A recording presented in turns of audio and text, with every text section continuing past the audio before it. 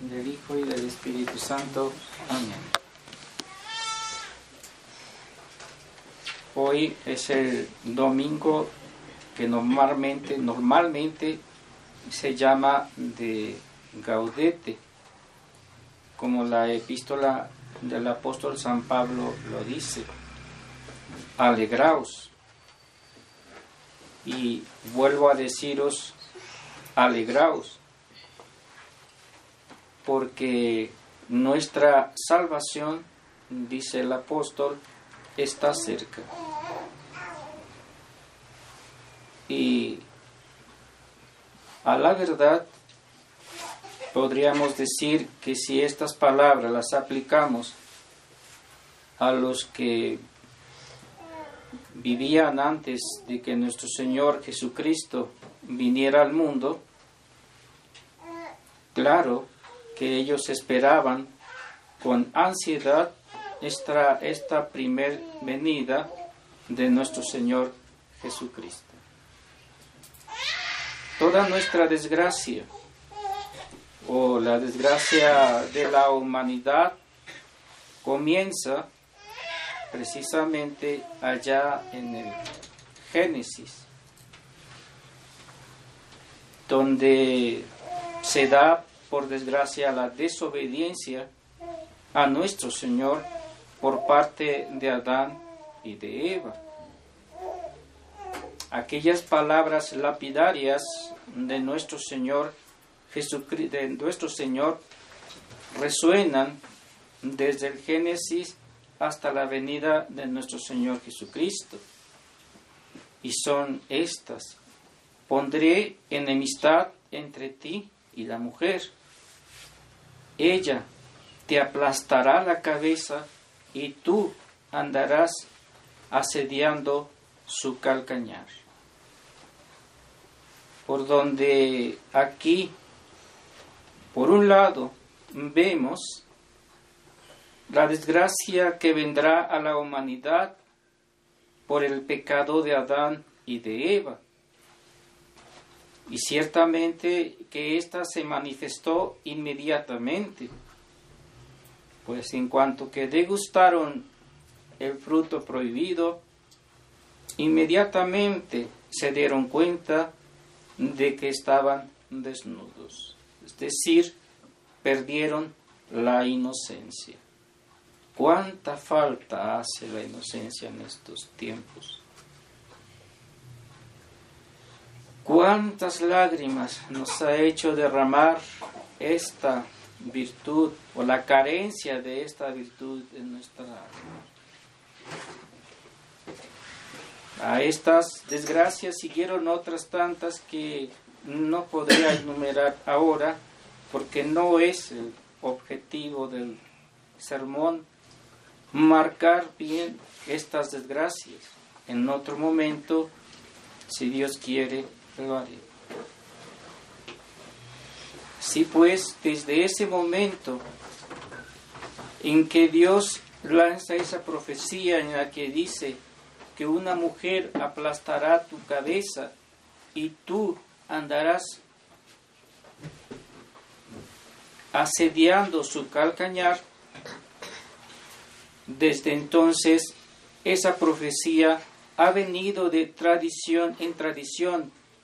Primero fueron los patriarcas, después fueron los reyes y finalmente los profetas, los que transmitieron aquella verdad tan grande y a la vez tan consoladora, pues que la esperanza del Redentor se cernía sobre una profecía no dicha por hombre, sino por el mismo Dios.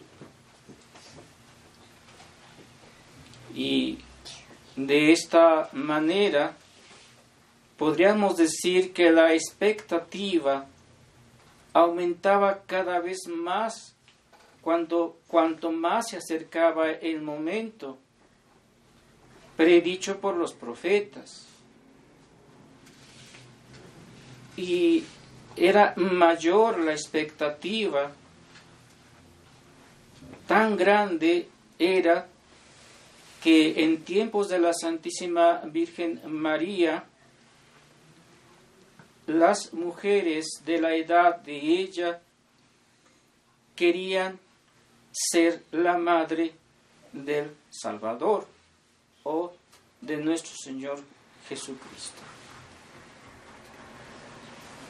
No así la Santísima Virgen María, quien no deseaba para sí misma ese privilegio. Ella más bien, según dicen los santos, deseaba ser la sirvienta o la que ayudara a la Madre de Dios. Y así llega el momento. Nosotros, digo nosotros, representados por los del Antiguo Testamento, no conocíamos de ninguna manera la forma en cómo Dios iba a redimir al género humano de una deuda y a la vez quitar esa deuda tan grande que se contrajo contra él. No sabíamos ni remotamente la forma en que él obraría esta nueva redención o la redención del género humano. Solo hay pincelazos de esta forma de redimir al género humano en Isaías profeta, que es el profeta por excelencia, no solo de la natividad de nuestro Señor Jesucristo, sino también de su muerte en la cruz. Pero al parecer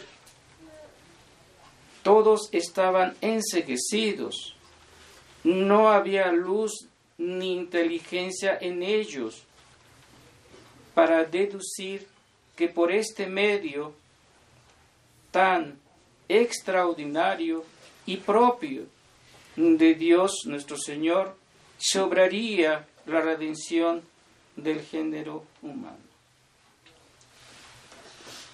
Nadie imaginó que la segunda persona de la Trinidad augusta tomaría sobre sí mismo esa gran responsabilidad.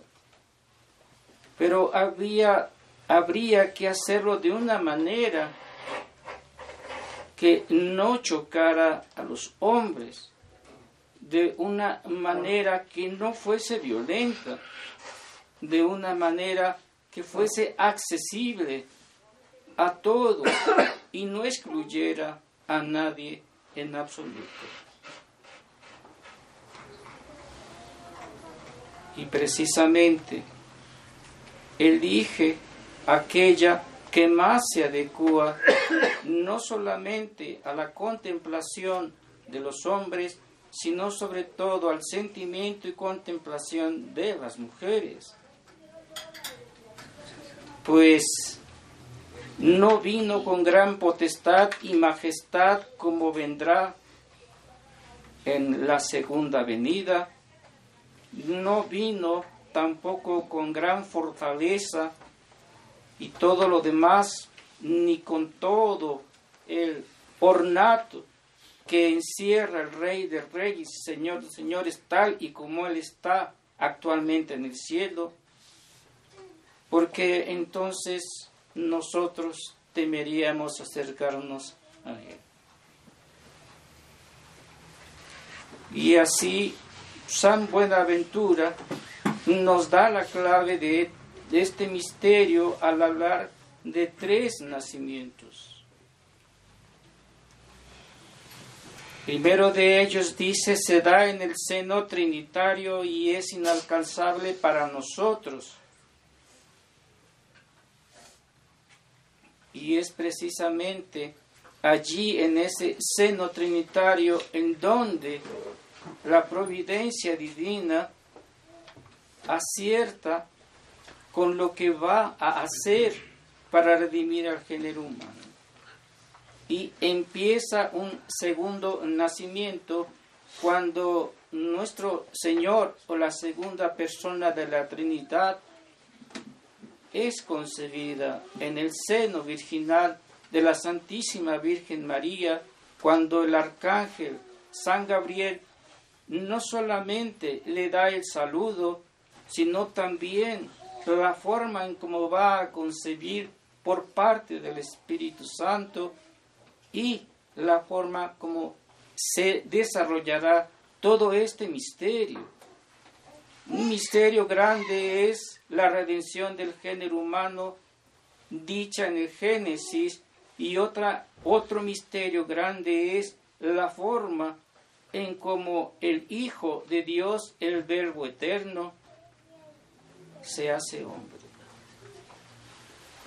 Y todo esto lo podemos contemplar y admirar, y no nos cansaríamos de contemplarlo.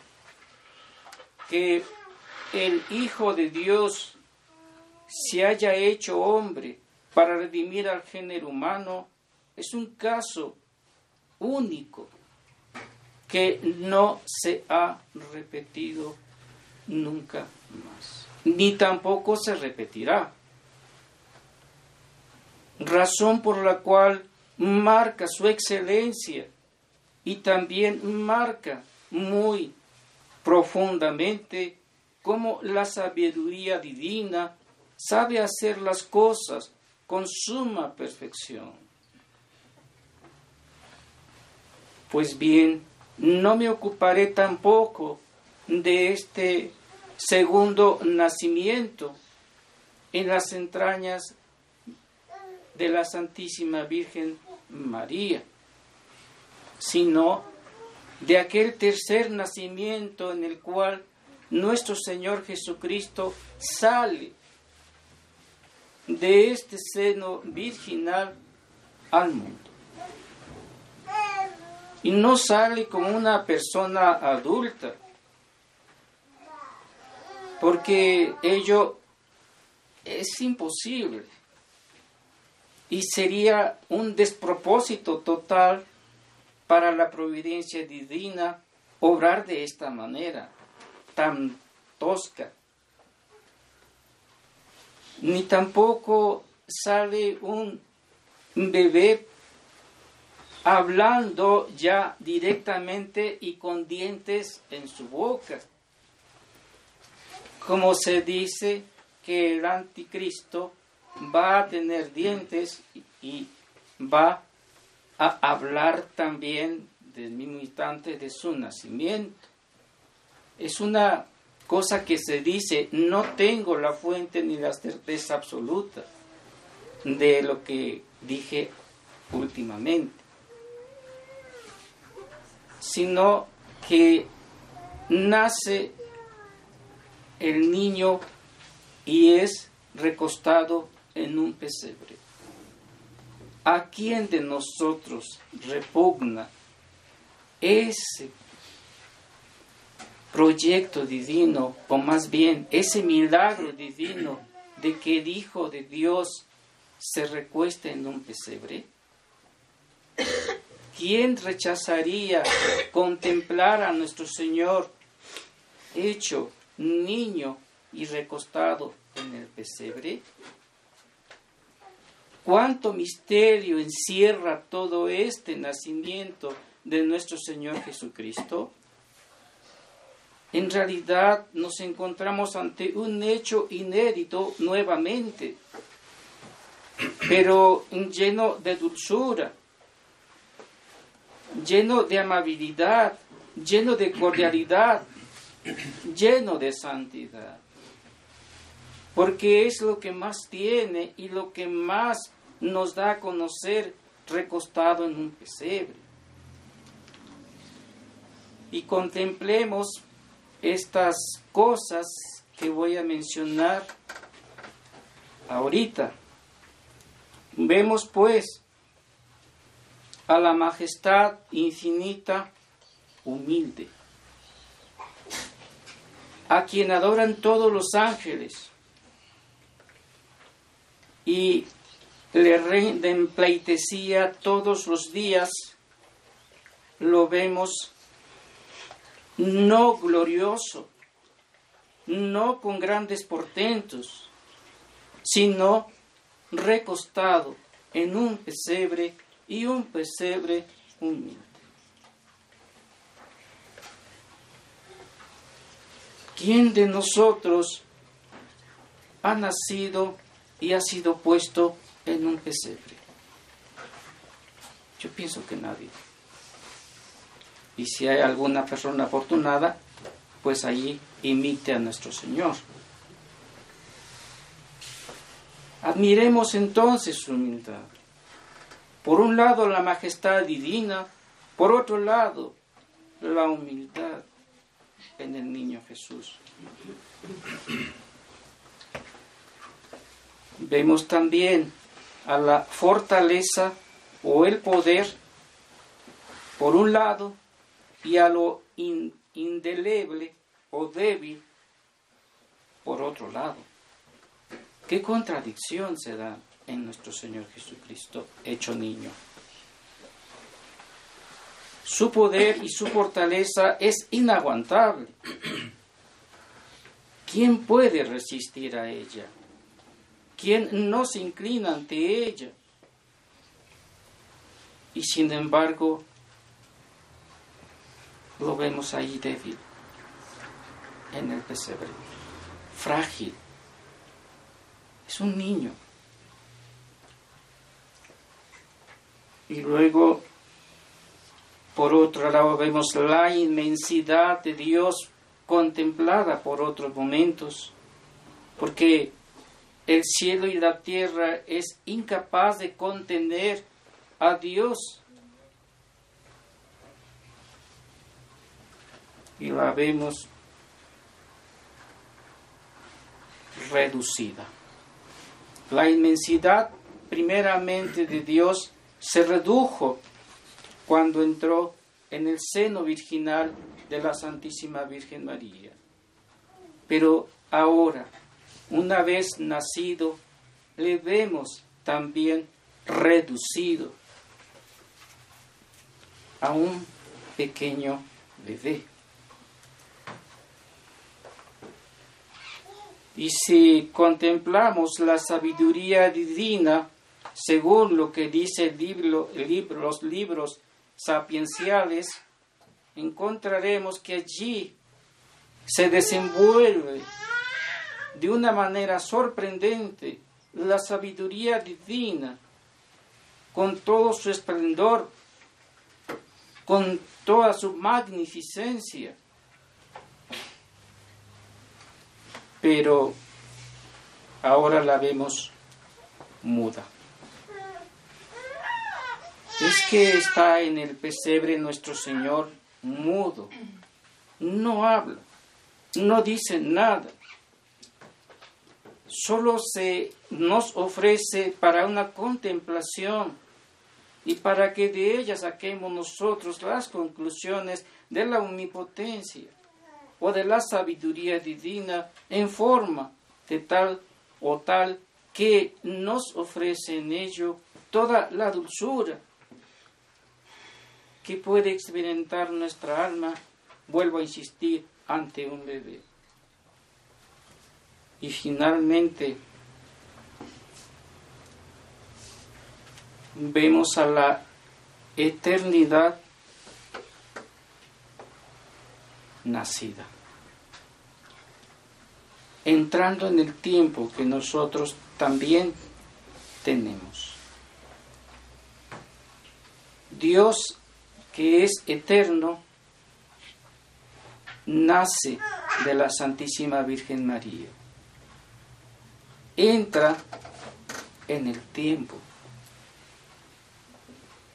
Y en el tiempo muere. En el tiempo resucita otra vez a la eternidad, a aquella que él tenía antes de hacerse hombre. Y no por eso que la haya dejado, sino que en el hecho de ser hombre Dios o Dios hombre, como ustedes quieran mencionarlo, se mencionan a la eternidad pero también se menciona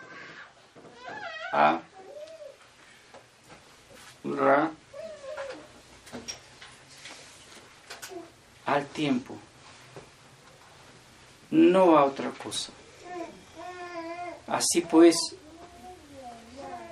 cuando llegue ese día del cual estoy hablando, el 25, que nosotros lógicamente no esperamos el 25 propiamente hablando, sino que esperamos la parusía o la segunda venida. Nuestro adviento, si bien se concentra con todo lo que acabo de explicar acerca del niño Jesús en el pesebre,